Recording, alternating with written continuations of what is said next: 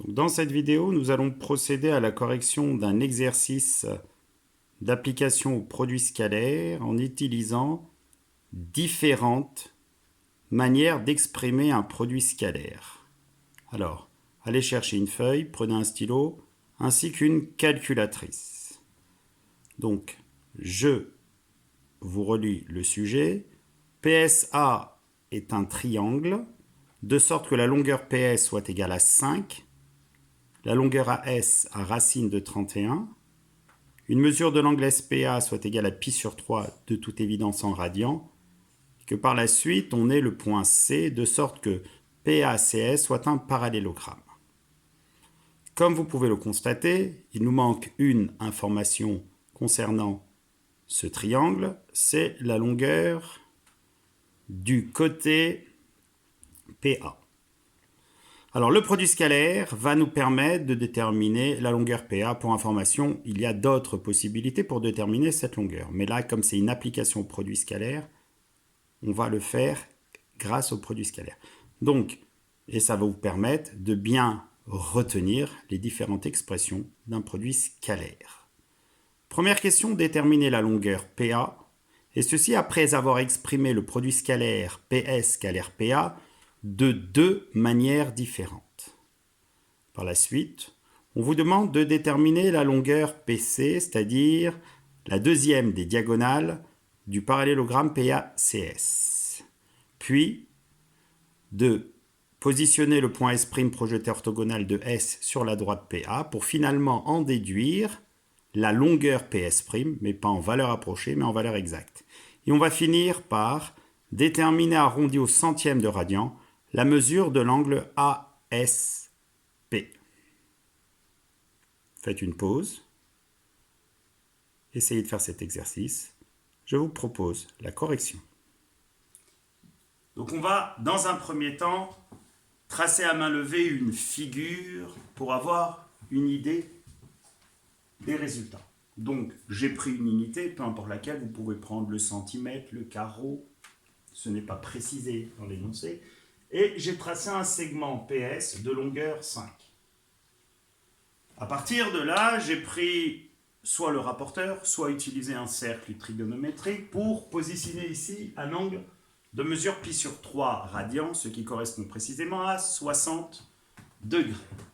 L'inconvénient, c'est que pour le moment, on ne sait pas où va se trouver précisément le point A. L'information qui n'a pour le moment pas été utilisée, c'est que la longueur AS est égale à racine de 31.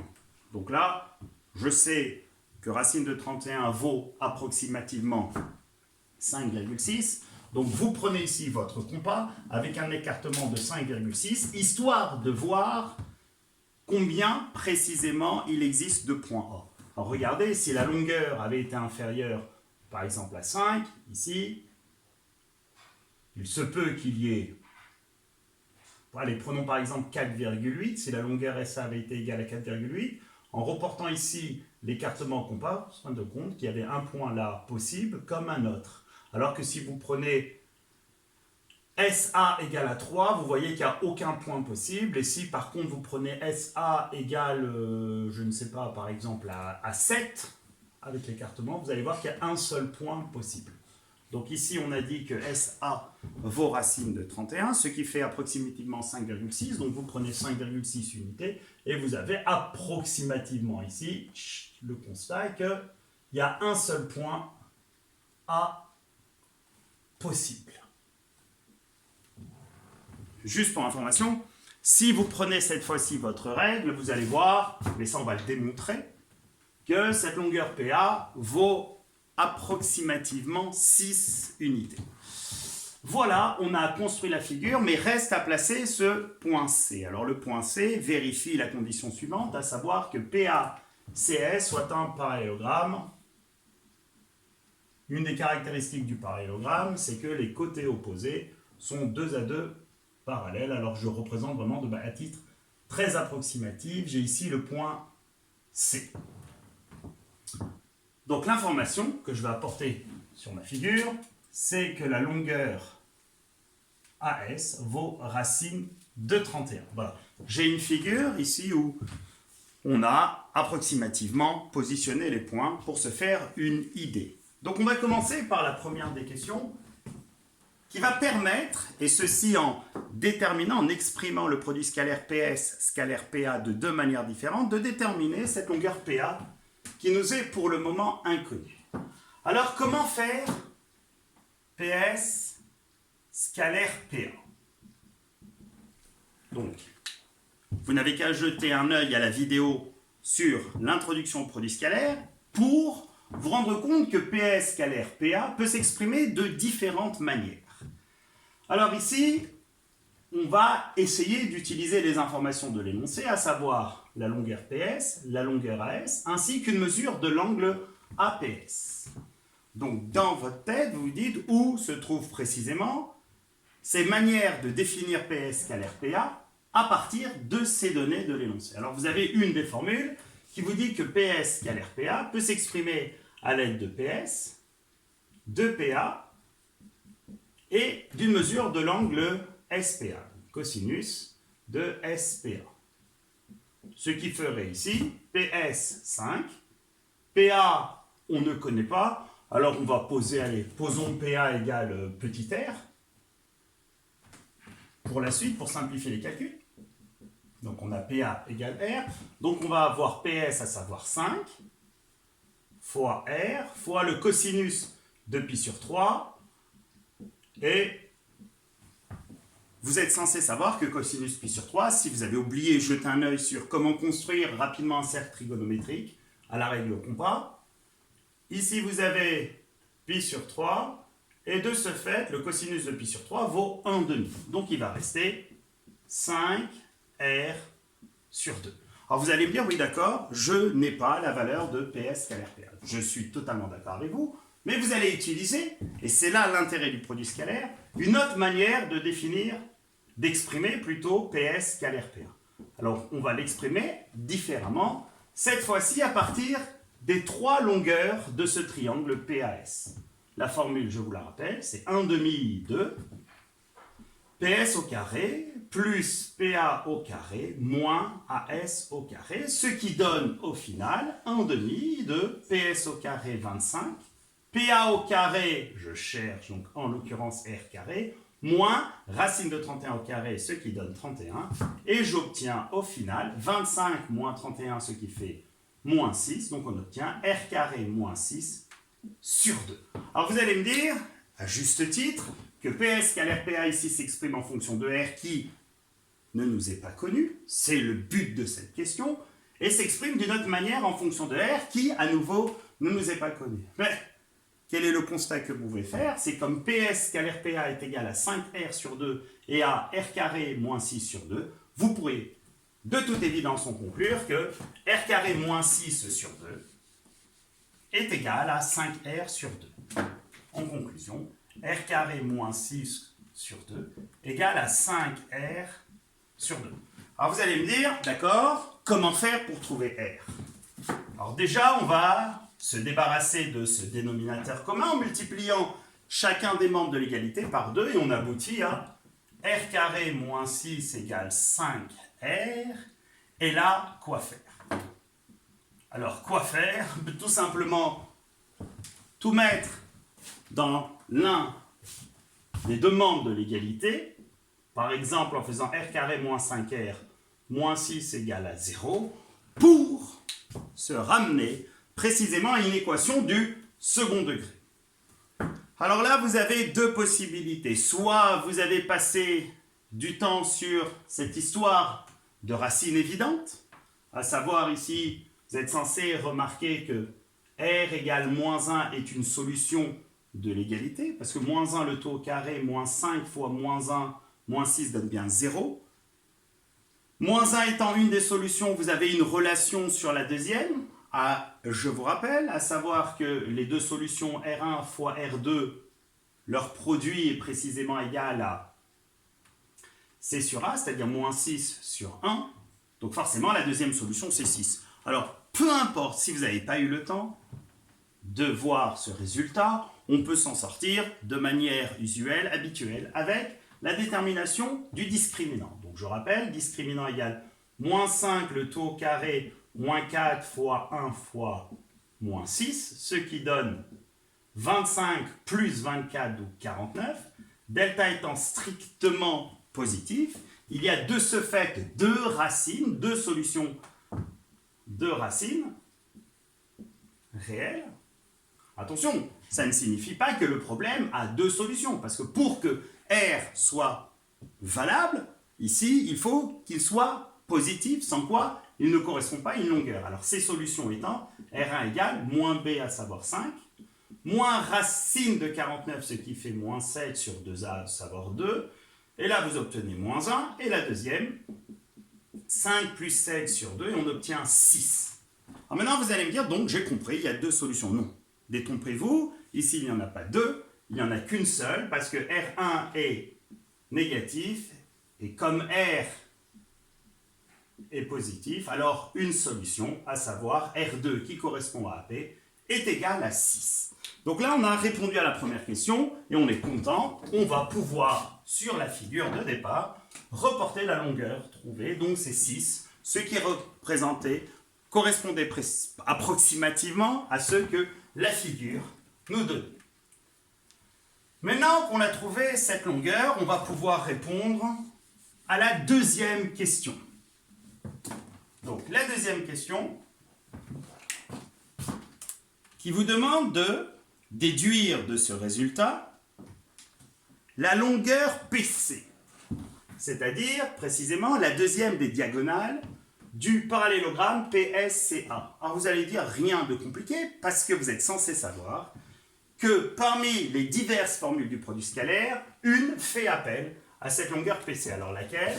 Celle qui dit que PS scalaire PA est égal à 1 demi de quoi?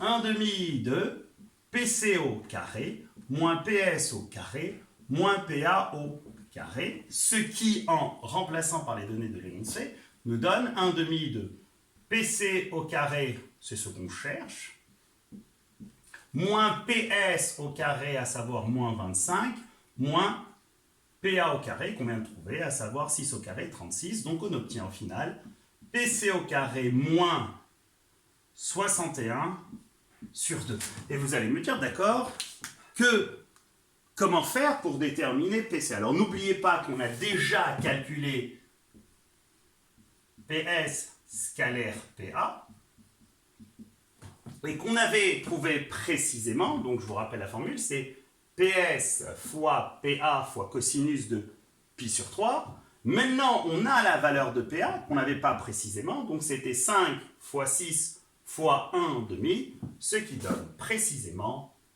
15. Alors quoi faire? Mettre en relation ces deux expressions de PS scalaire PA pour aboutir au résultat suivant. PC au carré moins 61 sur 2 égale à 15. Et comment résoudre cette équation? Inutile de passer par une équation du second degré. On multiplie chacun des deux membres par 2 pour aboutir à PC carré moins 61 égale à 30, d'où PC carré égale 91, et du fait que PC soit une longueur, PC égale racine carrée de 91. Alors on va reporter sur la figure cette longueur. Donc j'utilise un autre styloïde de couleur, et ici j'ai racine de 91. On poursuit la correction de cet exercice. Cette fois-ci, on demande d'introduire, donc gardez en tête que PC scalaire PA donne 15. Excusez-moi, PS scalaire PA donne 15, je vais le noter quelque part, je risque d'en avoir besoin.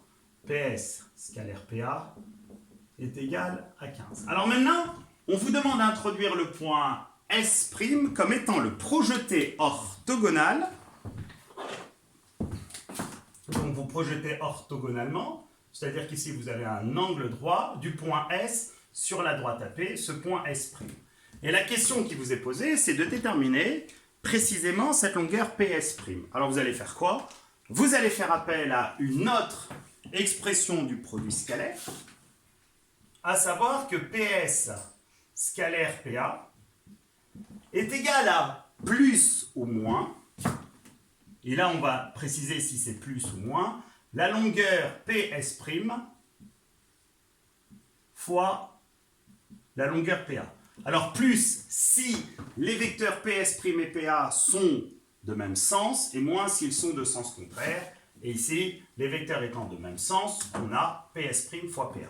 Donc, en substituant, ici j'ai 15, ici PS', donc je vais avoir PS' fois PA qui donne 6 égale à 15. Il me reste à résoudre cette équation basique.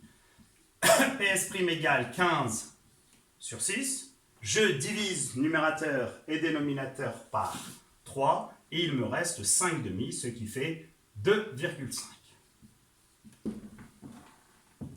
Donc, comme vous pouvez le constater, le produit scalaire permet, et c'est ça tout l'intérêt du produit scalaire, parce qu'il s'exprime, comme je l'ai déjà répété plusieurs fois, de différentes manières, il permet de déduire des longueurs, des mesures d'angle, des longueurs de projetés orthogonaux, des coordonnées dans un repère orthonormé, etc., etc. Et pour finir, on va passer à la 4e question, où l'on demande de déterminer, arrondi au centième de radian, la mesure de l'angle ASP.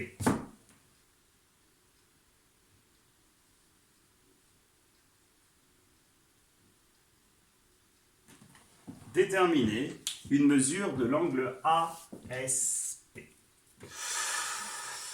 Ouh là là là là là là là. Alors, comment allez-vous faire pour déterminer une mesure de l'angle ASP? Certains vont peut-être penser à utiliser le fait que la mesure des trois angles d'un triangle donne 180 degrés, soit pi radian. Le souci, c'est qu'ici, vous avez pi sur 3. Ici, vous n'avez rien. Donc, quoi faire ici pour déterminer une mesure de l'angle PSA? Vous allez faire le produit scalaire, mais non pas PS scalaire PA, vous allez faire le produit scalaire qui fait appel à cette mesure d'angle. Donc en l'occurrence ici, SP scalaire SA. Alors vous allez me dire, d'accord, SP scalaire SA, peut-on le calculer de toute évidence? Oui, pourquoi? Parce que cette fois-ci, les longueurs sont toutes données. Alors si vous faites SP scalaire SA, question 4e et dernière, ça fait 1 demi de SP au carré, plus SA au carré, moins AP au carré, qui, cette fois-ci, les trois longueurs étant déterminées, SP au carré, on obtient 25, plus SA au carré, 31, moins AP au carré, moins 36, moyennant un petit calcul, 31 moins 36, ça fait moins 5, 25 moins 5, ça fait 20, 20 sur 2, on obtient 10. Alors vous allez me dire, oui, mais on n'a pas répondu à la question. On va y répondre tout de suite. Par ailleurs, que sait-on de SP scalaire SA? On sait qu'il est égal à la longueur SP multiplié par la longueur SA multiplié par le cosinus de l'angle PSA. Ou ASP, ce qui revient au même. Donc ici, SP est donné dans l'énoncé, ça fait 5. SA a été